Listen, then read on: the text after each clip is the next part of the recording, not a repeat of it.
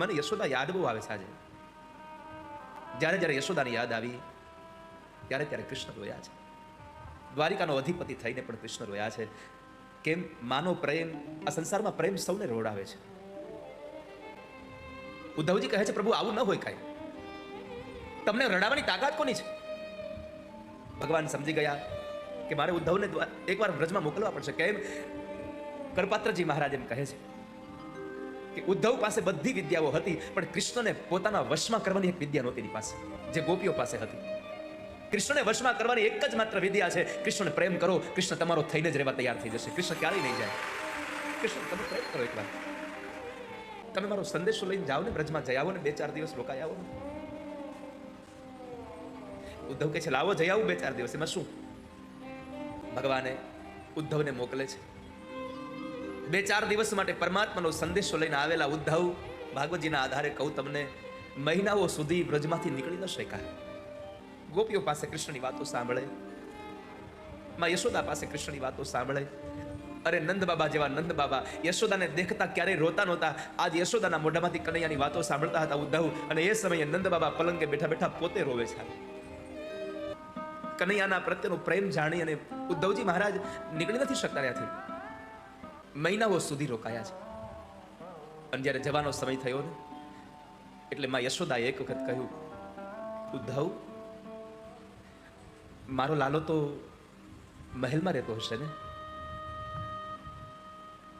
હા માં, કનૈયો મહેલમાં રહે છે.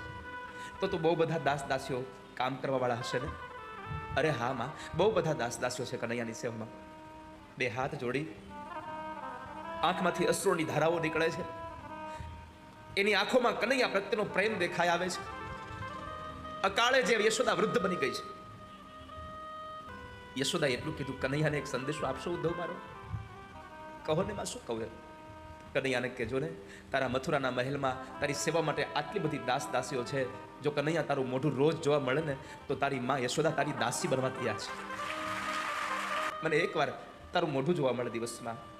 જ્યારે કૃષ્ણ ગોકુળથી મથુરા ગયા ને, ત્યારે ગોપીઓ કહે છે, કનૈયા તમને ખબર નહીં હોય, આકાશમાં સૂર્ય ઉગી જાય ને તો આખી દુનિયાનો દિવસ ઉગે, પણ વ્રજવાસીની ગોપીઓ જ્યાં સુધી તારું મોઢું ન જોવે ત્યાં સુધી અમારો દિવસ નથી ઉગતો ક્યારે.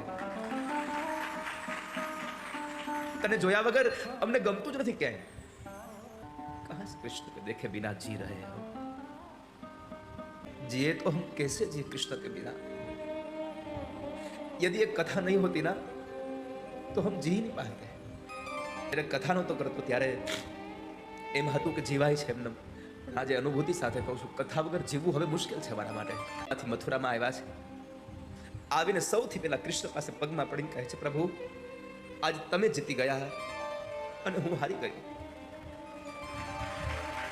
આજ ઉદ્ધવ એમ કહે છે, પ્રભુ આ સંસારમાં જ્ઞાન પ્રેમની પાસે હારી જાય છે. મારું જ્ઞાન તમારા ગોપીઓની પ્રેમ પાસે હારી ગયું.